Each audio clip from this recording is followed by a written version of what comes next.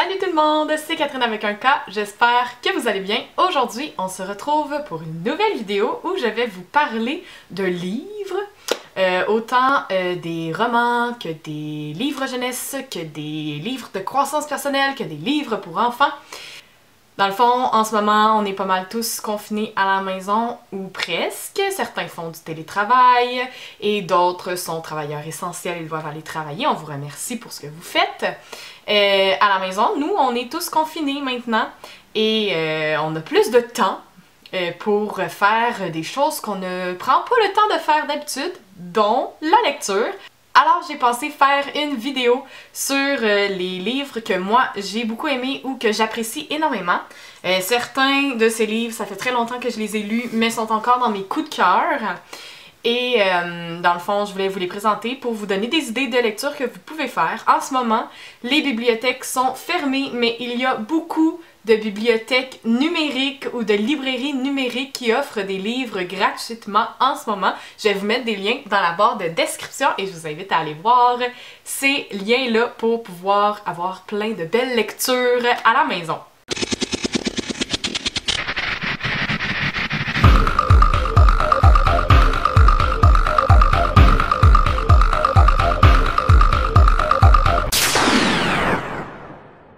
Sans plus tarder, on va commencer avec le premier livre que je vous suggère.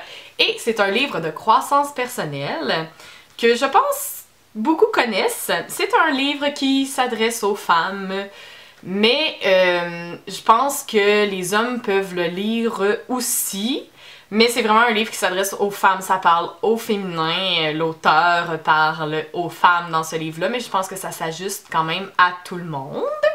C'est un livre qui est assez connu, donc vous avez probablement déjà entendu parler de ce livre-là. Ça s'appelle « Sois ta meilleure amie ». « Sois ta meilleure amie », c'est un livre de croissance personnelle.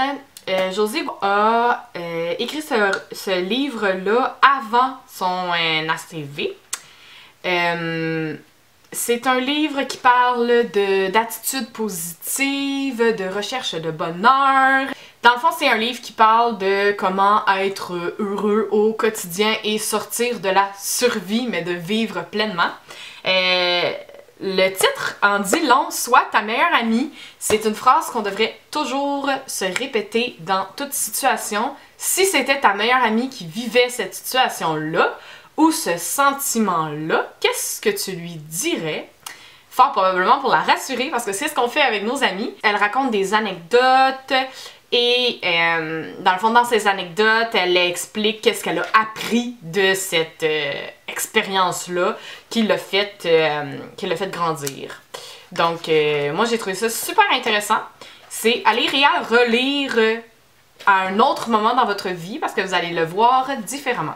Le deuxième livre que je vais vous parler, c'est un roman qui est quand même vieux. Ça fait excessivement longtemps que je l'ai lu, mais je l'ai lu plusieurs fois et ça reste à tout jamais mon énorme grand coup de cœur. C'est un livre qui se lit excessivement rapidement. Donc si t'es quelqu'un qui aime pas la lecture, c'est un bon livre pour toi parce que ça se lit très vite. Hein? Un roman fiction qui se mélange pas mal avec la réalité, je dirais, dont les mots sont justes, la situation est dramatique et lourde et difficile, mais si bien écrit avec une poésie tellement parfaite que c'est impossible que vous n'aimiez pas ce roman-là. C'est un roman d'Hélène Turgeon. Ça s'appelle « Ma vie ne sait pas nager ». C'est un roman qui est vraiment bouleversant. C'est très triste. C'est très difficile. Les mots pèsent énormément sur la conscience, mais ça fait ouvrir les yeux sur la vie et ça fait énormément réfléchir. Je pense qu'il y a une très belle morale dans cette souffrance que le personnage vit. Dans le fond, c'est un livre qui aborde le suicide et la dépression. Et c'est très profond, c'est très juste. Ça m'a remis en question sur la perspective de la vie et la mort, de la souffrance, le suicide, l'amour aussi et l'espoir. Je vous le conseille énormément. Le prochain livre dont je vais vous parler, c'est un roman jeunesse qui s'appelle Éternel. En fait, c'est une série de 6 livres. Je vais vous les montrer après, donc c'est ça ici. C'est de Alison Noël. Éternel, c'est l'histoire de Ever qui a un accident où elle perd sa famille et à partir de cet accident-là, elle acquiert d'un don qui est de lire dans les pensées et de connaître le vécu des gens en un simple toucher. Donc c'est un livre qui est un peu fantastique. Ever va rencontrer un garçon qui est le seul à qui elle n'est pas capable de lire les pensées ou de voir son vécu. Un peu comme Twilight, là, que je sais qui est un roman un peu plus connu, mais là c'est le contraire, c'est la fille qui a un pouvoir, un don, et c'est le garçon qui vient chambouler tout ça. Donc on va lire un peu l'histoire de Ever qui est très bouleversée suite à un drame et qui doit réapprendre un peu à vivre sans sa famille et avec un nouveau don. Elle va s'isoler et ensuite ben elle va vivre plein d'affaires un peu surnaturelles, étranges et plein de péripéties dans sa nouvelle vie. Je vous le conseille, c'est très divertissant. Le prochain livre que je vais vous parler, c'est aussi un roman. Ça a été écrit par une youtubeuse québécoise qui est quand même connue. Elle s'appelle Catherine Francoeur. Catherine Francoeur a décidé d'écrire un roman paranormal. C'est la première fois que j'entendais ça. Souvent, j'ai entendu fictif, fantastique et tout, mais paranormal, c'était la première fois, ça m'a beaucoup intriguée, donc je suis allée lire ce roman-là. Elle en a 2, ça s'appelle Elsie, ou Elsie, en tout cas moi je dis Elsie. Et dans le fond, c'est une adolescente, jeune adulte qui fait face à la mort et veut entrer en contact avec la personne décédée. Et là, il va lui arriver des choses un peu paranormales, ben un peu beaucoup paranormales. C'est très bien écrit. Pour vrai, j'ai été surprise parce que Catherine Francoeur, je la suis de temps en temps sur YouTube. Puis je la suivais avant, de temps en temps sur YouTube avant qu'elle écrive ce roman-là. Mais j'ai été vraiment surprise par son écriture, sa façon d'écrire son roman. C'est tellement bien écrit et tellement réel qu'à quelque part, on dirait qu'on lit une histoire qu'on raconterait dans les journaux ou dans les médias ou qu'on lirait le journal intime de quelqu'un. Tu sais, ça fait vraiment réel. C'est paranormal, mais ça fait très réalité. Donc, pour ça, bravo Catherine. Je vous invite aussi à aller visiter sa chaîne YouTube. Je vous mets le lien juste ici. Puis dans la barre de description. Alors je vous invite à aller voir sa chaîne YouTube et à vous procurer son roman, ou ses 2 romans en fait. Il y a une suite à Elsie 1. Pour lire un peu de paranormal, pour ceux que ça intéresse. Le prochain livre dont je vais vous parler, c'est aussi un roman jeunesse. Ça fait longtemps que je l'ai lu. C'est une série de 3. C'est une série de 3. Ça vient de Linda Joy Singleton. Pas québécoise. Et ça s'appelle La morte qui marchait. Le deuxième, c'est La morte qui dansait. Et le troisième, c'est La morte qui aimait. Donc, c'est un livre fantastique aussi, qui est une adolescente, Amber, qui expérimente la mort imminente. Et ensuite, en revenant de cette expérience-là, elle est capable d'aller dans le corps de d'autres personnes. Donc là, elle va se retrouver, dans le premier, elle se retrouve dans le corps de la fille la plus populaire de l'école. Puis elle comprend pas trop ce qui se passe. Puis les autres autour, ben ils savent pas que c'est Amber, ils pensent que c'est la fille populaire. Donc elle doit un peu modifier la façon de vivre de la personne dans qui elle se retrouve pour aider cette personne-là à s'en sortir. C'est souvent des personnes qui ont besoin d'une pause psychologique, qui sont en détresse psychologique ou en dépression, puis elle est comme un peu là pour le passage, pour les laisser se reposer psychologiquement et mieux revenir. Donc elle doit les aider à passer au travers de ça. C'est quand même très intéressant. Le prochain livre dont je vais vous parler, c'est un livre qui vient aussi d'une youtubeuse québécoise que j'aime beaucoup, qui s'appelle Eve Martel. Je vous mets le lien de sa chaîne YouTube et je vous invite à aller la voir juste ici. Et en barre de description, je vous invite à aller voir sa chaîne YouTube. Et son livre s'appelle Tellement Swell. C'est super intéressant. En fait, je sais pas trop comment décrire. C'est pas un roman fictif. C'est pas vraiment un livre de croissance personnelle non plus, mais un peu. En fait, c'est vraiment des trucs, des idées pour métamorphoser votre vie, une étape à la fois pour avoir une vie plus épanouie. Donc, c'est vraiment, tu sais, des paragraphes comme ça, là. Bon, excusez-moi, j'ai dû me changer parce que mon appareil a arrêté de fonctionner.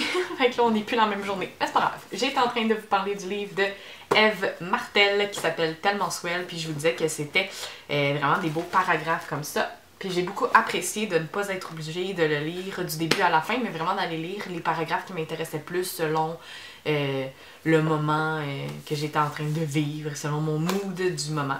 Donc j'ai beaucoup apprécié ce livre-là aussi, qui est un livre très simple à lire, très léger.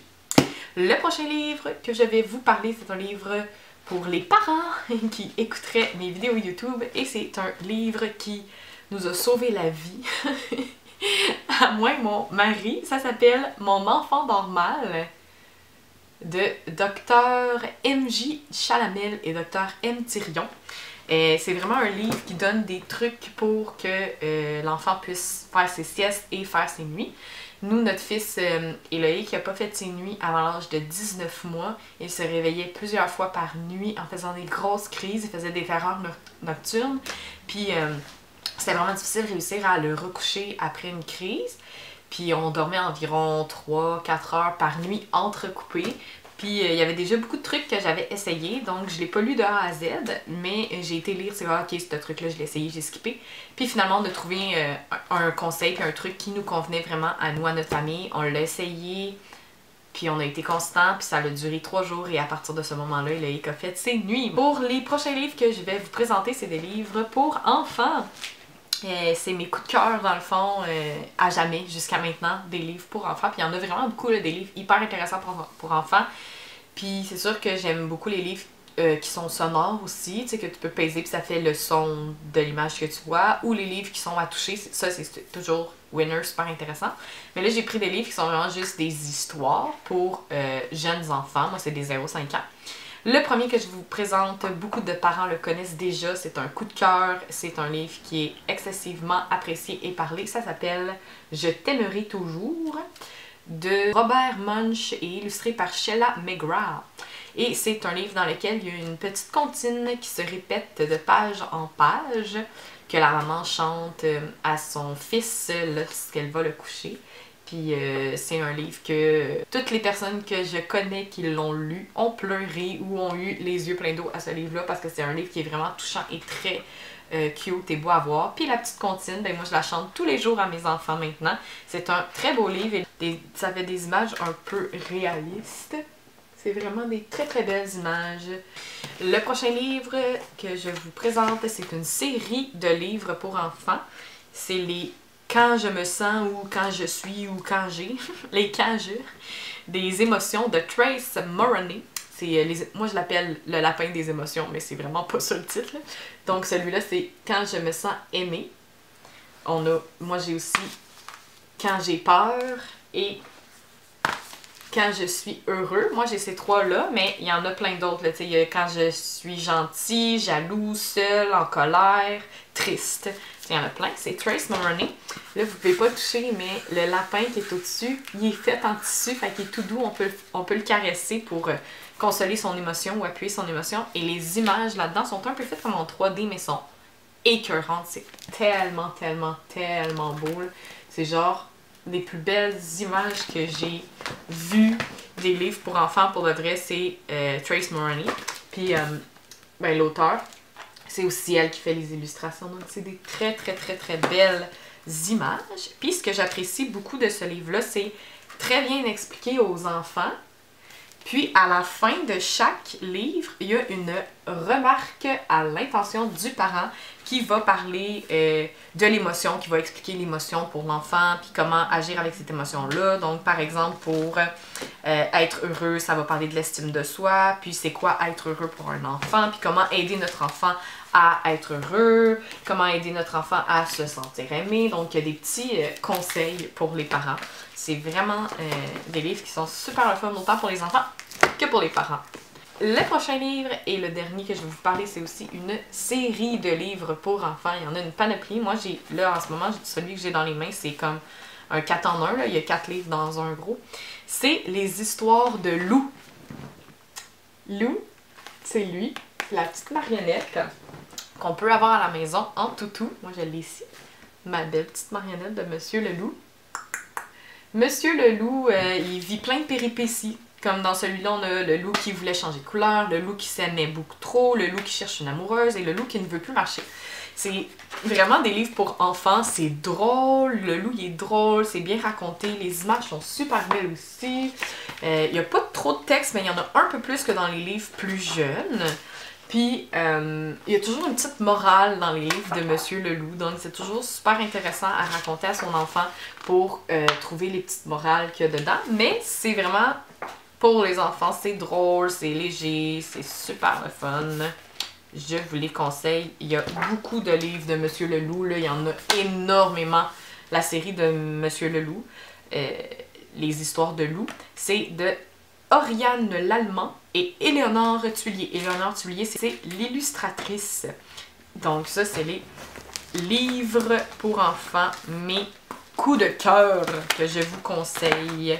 Les histoires de loup, le lapin des émotions et je t'aimerai toujours. Alors c'est ce qui conclut ma vidéo. Je vous ai présenté quand même pas mal de livres et de romans. J'espère que vous appréciez. Si vous avez aimé cette vidéo, n'hésitez surtout pas à mettre un pouce dans les airs. Vous pouvez vous abonner à ma chaîne et cliquer sur la petite cloche pour recevoir des notifications quand je sors des nouvelles vidéos. Laissez en commentaire quel livre vous êtes en train de lire pendant ce confinement. Question qu'on se donne quelques idées. N'hésitez surtout pas à partager ma vidéo pour donner des idées à vos proches. Et on se revoit pour une prochaine vidéo. Bye bye!